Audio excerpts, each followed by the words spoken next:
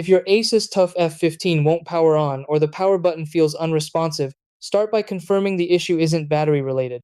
Plug in the charger and check for charging LEDs or keyboard backlighting. If lights come on but the laptop doesn't boot, the power button or its connection may be the problem. Next, perform a full power drain. Unplug the charger, then press and hold the power button for 30 seconds. This clears residual static electricity and can reset embedded controller glitches. After that, reconnect the charger and try powering it on again.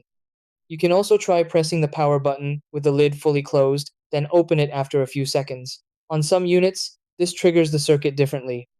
If possible, connect an external USB keyboard and press keys like Enter or Control plus ESC after plugging in power. If the laptop starts, the internal power button board or ribbon cable could be failing. If the laptop turns on automatically when plugging in the charger, that strongly suggests a faulty power button assembly. At that point, replacing the small power button board or ribbon cable is usually the permanent fix and may require professional repair.